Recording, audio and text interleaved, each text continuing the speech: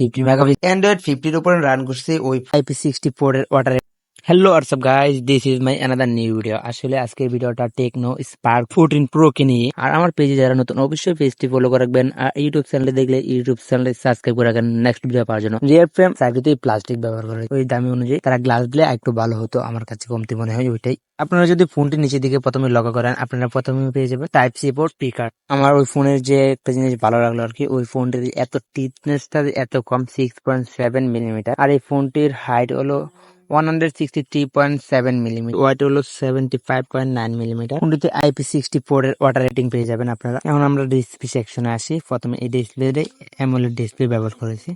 Display size হলো 6.78 ইঞ্চি, আর display resolution হলো 1224 থেকে 1720 পিক্সেলের 440 PPI ব্যবহার করেছে ওই ফোনটিতে।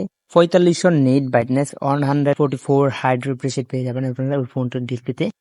ফোনের মধ্যে ইন ডিসপ্লে ফিঙ্গারপ্রিন্ট ব্যবহার করেছে, ফেস আনলক পেয়ে যাবেন আপনারা ওই ফোনটির মধ্যে প্রসেসর হিসেবে ব্যবহার করছে মিডিটেক হেলিও G100 6 nanometer চিপসেট পেয়ে যাবেন। অ্যান্ড্রয়েড 50 এর উপরে রান করছে ওই ফোনটি। ফোনের মধ্যে ফিজিক্যাল র্যাম রয়েছে 8GB, আর এর সাথে আপনারা যোগ করে নিতে পারবেন 8GB 16GB, আর ইন্টারনাল স্টোরেজ রয়েছে 256GB। ওই ফোন দিয়ে আপনারা ফ্রি ফায়ার, পাবজি মোটামুটি ভালো একটি গেম প্লে করতে পারবেন, যা ফুল এইচডি দিয়ে খেলতে পারবেন, আর আল্ট্রা দিয়ে খেলা যাবে অতি সহজে, কোনো সমস্যা ফিল করতে পারবেন। আর এই ফোনের মধ্যে অসাধারণ একটি ফিচার হলো ফ্রি লিঙ্ক। আপনারা কোনো ধরনের সিম ছাড়া বা এমবি ছাড়া আপনারা ফোনে কথা বলতে পারবেন। এই ফোনের বক্সের গায়ে লেখা আছে 5 বছর পর্যন্ত তারা প্রোটেকশন মোটামুটি ভালোই দিব।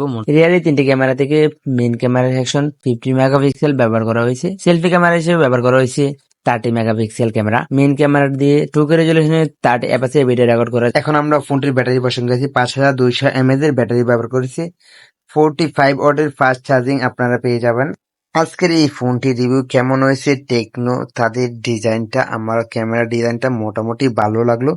তারা S25 আল্ট্রার মতো নিয়ে আসতে চেষ্টা করছে, ভালো। আর ওই ফোনের যে দামটা রাখা হয়েছে 19,999 টাকা, ওই প্রাইসটা যদি আরেকটু কমিয়ে 17-18 হাজার আনা হতো তাহলে আমার কাছে আরেকটু ভালো মনে হতো। তবে আপনার কাছে কেমন লেগেছে আর ওটি কমেন্ট সেকশনে কমেন্ট করতে বলবেন না।